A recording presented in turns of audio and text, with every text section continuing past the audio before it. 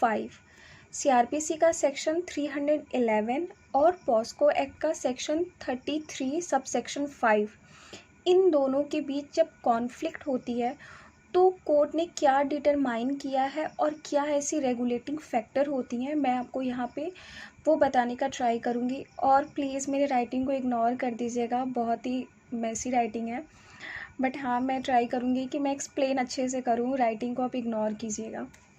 और बहुत रफ़ भी मैंने लिखा है और मेरी राइटिंग बहुत अच्छी नहीं है। तो सबसे पहले मैं सीआरपीसी का आपको प्रोविजंस बताने की सबसे पहले इस लेक्चर में मैं आपको सीआरपीसी का सेक्शन 311 का एक बेसिक इन्फॉर्मेशन देती हूँ, क्योंकि पॉस्को एक्ट की सेक्शन 33 सब सेक्शन 5 में कॉन्फ्लिक्ट होती हैं, तो उससे रिगार्डिंग कुछ आपको यहाँ पे बेसिक इन्फॉर्मेशन देना रिलेवेंट है। तो सबसे पहले मैं बताती हूँ सेक्शन 311। सेक्शन 311 सीआरपीसी का क्या प्रोविज़न है, वो है power to summon material witnesses और एग्जामिन एनी पर्सन। ये एक कीवर्ड है।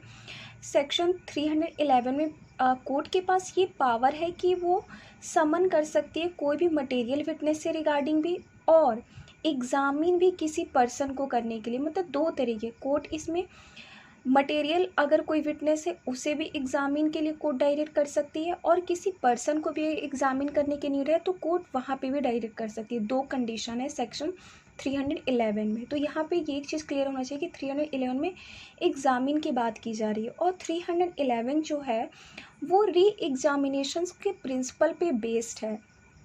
क्योंकि जब आप सेक्शन 311 पढ़िएगा तो उसमें दिया हुआ ये प्रोविज़न है कि कोर्ट किसी भी स्टेज, चाहे वो स्टेज इंक्वायरी पे पहुंच गई है, ट्रायल पे पहुंच गई है और एनी अदर प्रोसीडिंग, कोर्ट क्या कर सकती है, किसी भी पर्सन को एज अ विटनेस के लिए समन भेज सकती है और एग्जामिन कर सकती है उस पर्सन की अटेंडेंस के लिए। तो आपको एक चीज़ क्लियर हो रहा है कि यहाँ पे ऑलरेडी किसी पर्सन की अगर एक बार सम्मन देकर और उसका एग्ज़ामिनेशन किया जा चुका है तो फिर भी री एग्ज़ामिनेशन की नीड है उस केस में किसी भी स्टेज पे, चाहे वो केस हमारा इंक्वायरी स्टेज पे पहुंच चुका है, ट्रायल स्टेज पे पहुंच चुका है, तो कोर्ट वहाँ पे डायरेक्ट कर सकती है किसी भी पर्सन को फिर से री एग्ज़ामिन करने की। ये तो हो गया सेक्शन 311 का बेसिक इन्फॉर्मेशन। फिर बात आती है पॉस्को एक्ट। पॉस्को एक्ट की सेक्शन 33 सब सेक्शन 5 में ये प्रोविज़न दिया हुआ है कि special court SC special court ensure करे कि किसी भी जो भी विक्टिम है उसे रिपीटली टेस्टिफाई ना किया जाए कोर्ट में। मतलब बार बार विक्टिम को कोर्ट में ना बुलाया जाए, स्पेशल कोर्ट को ये इंश्योर करना होता है। कौन से सेक्शन में ये प्रोविज़न दिया हुआ है, section 33 sub section 5 of POCSO act, क्योंकि ये एक स्पेशल एक्ट है तो यहाँ पे ये प्रोविज़न है। यहाँ पे दिया हुआ है रिपीटली टेस्टिफाई ना किया जाए, कोर्ट को पावर देती है। कौन सी सेक्शन, सेक्शन 33 सब सेक्शन 5। और फिर एक साइड आपने पढ़ा सेक्शन 311 में ये प्रोविज़न दिया हुआ है कि कोर्ट एग्जामिन कर सकती है किसी भी पर्सन को किसी भी स्टेज पे। तो फिर यहाँ पे कॉन्फ्लिक्ट अराइज हो रही है और आपको भी पता है कि एक प्रिंसिपल है, एक गाइडिंग फैक्टर भी है कि जब भी स्पेशल लॉ और जनरल लॉ में जब कॉन्फ्लिक्ट होता है तो हमेशा स्पेशल लॉ प्रिवेल करता है। तो यहाँ पे पॉस्को एक्ट एक स्पेशल एक्ट है क्योंकि ये चाइल्ड से रिलेटेड ऑफेंसेस जो होते हैं उनसे रिलेटेड इस एक्ट को लाया गया। तो फिर यहाँ पे सीआरपीसी जो कि एक जनरल एक्ट है, तो इन दोनों में जब कॉन्फ्लिक्ट हो रहा है तो क्या हमारा सीआरपीसी प्रिवेल नहीं करेगा, यहाँ पे सेक्शन 33 सब सेक्शन 5 प्रिवेल करेगा? नहीं, ऐसा नहीं है, क्योंकि सीआरपीसी के प्रोविजंस को तो मैं बाद में यहाँ पे जस्टिफाई करूँगी। सबसे पहले जब किसी भी इनेक्टमेंट में ऑलरेडी मेंशन कर दिया गया हो तब उस केस में स्पेशल कोर्ट की प्रोविज़न प्रिवेल नहीं करती है। तो जब आप पॉस्को एक्ट का सेक्शन 42A पढ़िएगा, section 42A of POCSO act, तो उसमें साफ साफ ये बात क्लियर किया गया है कि ये जो एक्ट है वो किसी एक्ट के डेरोगेशन में नहीं है। साफ साफ दिया हुआ है not in derogation of any other law. आपको ये बात क्लियर हो गई। फिर आप सीआरपीसी के प्रोविज़न पे आइएगा और फिर सीआरपीसी में ये प्रोविज़न ऑलरेडी सीआरपीसी में भी दिया हुआ है। सीआरपीसी भी ये चीज़ इंश्योर करती है, कौन से सेक्शन में, सेक्शन 4, 5 ऑफ सीआरपीसी, कि जब भी यहाँ पे भी साफ साफ ये बात क्लियर की गई कि जब भी स्पेशल लॉ और जनरल लॉ में रेवोकेंसी होती है तो उसके प्रोविजंस यहाँ पे भी दिए हुए हैं। कहाँ पे? सेक्शन 4 और 5 में। तो यहाँ पे जब आप सेक्शन 42A को पढ़िएगा तो यहाँ पे साफ साफ क्लेरिफाई कर दिया गया है कि जब भी ये जो लॉ है वो किसी भी लॉ के डेरोगेशन में नहीं है। मीन्स किसी भी लॉ को ये जो भी किसी भी लॉ में जो प्रोविजंस दिए गए हैं उसको ये डेरोगेट नहीं करती है। तो ये चीज़ क्लियर हो गया कि पॉस्को एक्ट में ये चीज़ ऑलरेडी मेंशन है। तो यहाँ पे सीआरपीसी का सेक्शन 311 प्रिवेल करेगा। और एक और बात, सीआरपीसी में कहीं भी पॉस्को एक्ट में कहीं भी क्रॉस एग्जामिनेशन से रिलेटेड प्रोसीजर दिया हुआ नहीं है। तो अगर क्रॉस एग्जामिनेशन से रिलेटेड कहीं भी प्रोसीजर नहीं दिया हुआ है तो उस केस में हमें सेक्शन 311 ऑफ सीआरपीसी को इन्वोक किया जा सकता है और हम कर भी सकते हैं। तो यहाँ पे section 33 subsection 5 of POCSO act bar नहीं करती है एक्यूज्ड की जो राइट होती है क्रॉस एग्जामिनेशन की विक्टिम की अंडर सेक्शन 311 ऑफ सीआरपीसी, इसको बार नहीं करेगी। कौन सी section? Section 33 subsection 5 of POCSO act. ये चीज़ आपको यहाँ पे क्लियर हो जाना चाहिए। और एक और बात, सीआरपीसी का जो सेक्शन 309 है वो भी एक तरह से इंश्योर करती है स्पीडी ट्रायल। और कहीं ना देखा जाए तो section 33 subsection 5 of POCSO act ये भी एक तरह से स्पीडी ट्रायल को ही इंश्योर कर रही है कि रिपीटली विक्टिम को टेस्टिफाई ना किया जाए।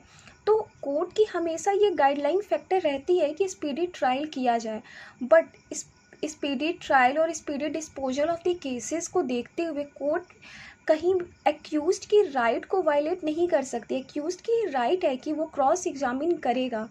तो इस केस में एक्यूज्ड के पास जो क्रॉस एग्जामिनेशन का पावर है अंडर सेक्शन 311 ऑफ सीआरपीसी, वो यहाँ पे जब पॉस्को एक्ट का ये जो सेक्शन आ जाता है सेक्शन 33 सबसेक्शन 5, तो ये बार नहीं करेगी कौन से सेक्शन को? Section 311 of CrPC. ये चीज़ मैं आपको क्लियर यहाँ पे कर रही हूँ। और साथ ही साथ एविडेंस एक्ट का भी जो सेक्शन है ना 138 ऑफ एविडेंस एक्ट, आप जब एविडेंस एक्ट का सेक्शन 138 पढ़िएगा, सेक्शन 138 जब पढ़िएगा एविडेंस एक्ट का, और साथ ही साथ सेक्शन 138 ऑफ एविडेंस एक्ट और रीड विथ सेक्शन 311, ये दोनों ही प्रोविज़न जो है वो क्रॉस एग्जामिनेशन के प्रोविजंस को लिए हुए है और ये इंश्योर करती है क्रॉस एग्जामिनेशन की राइट की, किसकी? एक्यूज्ड की। तो यहाँ पे ये किया जा सकता है। ये चीज़ मैं आपको यहाँ पे बता देती हूँ। और साथ ही साथ मैं आपको ये बताती हूँ कि कोर्ट जो है पॉस्को एक्ट की इनेक्टमेंट की गई है चाइल्ड के अगेंस्ट जो भी सेक्सुअल ऑफेंसेस होते हैं। तो इसकी गाइडलाइंस फैक्टर कोर्ट ने एक जजमेंट में ऑलरेडी दिया हुआ है। कोर्ट जो है वो हर स्टेज पे इंश्योर करती है कि विक्टिम की जो भी डिग्निटी है वो बनी रहे। तो जब आप एक ये केस पढ़िएगा Alok Srivastava versus Union of India 2018, इसमें भी कंप्लीट गाइडलाइंस दी हुई है। तो आपको मैं एक चीज़ क्लियर कर देती हूँ कि हमेशा जब भी सीआरपीसी के सेक्शन 33 सबसेक्शन 5 में जब कॉन्फ्लिक्ट हो किसके साथ? सेक्शन 311 ऑफ सीआरपीसी, तो सेक्शन 311 प्रिवेल करेगा, क्योंकि ऑलरेडी पॉस्को एक्ट के सेक्शन 42A में ये प्रोविज़न दिया हुआ है कि ये जो एक्ट है वो डेरोगेशन में नहीं है किसी अदर लॉ के। और क्रॉस एग्जामिनेशन की जो प्रोसीजर है वो पॉस्को एक्ट में कहीं भी नहीं दिया हुआ है। और फिर जब आप section 4, 5 of CrPC and section 311 भी अब सीआरपीसी का पढ़िएगा तो इसमें जो है वो साफ साफ स्पेसिफिक किया गया है और स्पेसिफिक प्रोसीजर भी है कि कैसे जब भी किसी भी दो इनेक्टमेंट में जब भी रेवोकेंसी की बात होती है तो सेक्शन 4, 5 ऑफ सीआरपीसी में इसका प्रोविज़न दिया हुआ है, ये एक अलग टॉपिक है।